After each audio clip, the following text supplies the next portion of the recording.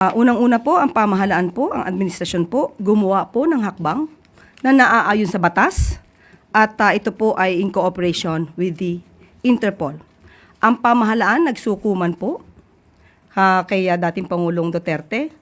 Siya po ay kinukonsiderang isang akusado, isang suspect sa crimes against humanity, particularly murder, na ang nagsampa rin po ay kapwa Pilipino na di umanong biktima ng extrajudicial killings ng madugong war on drugs. Ang ginawa ng pamahalaan ay hindi naman po pagsuko ng soberenya, kundi pagsuko ng isang akusado. Uulitin po natin ang sinabi ng Pangulo sa SONA 2022.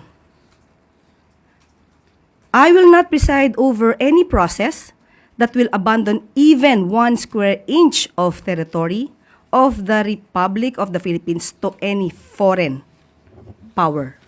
Hindi po ibebenta o isusuko man ng Pangulo ang anumang parte ng ating karapatan sa bansa. Kanino man.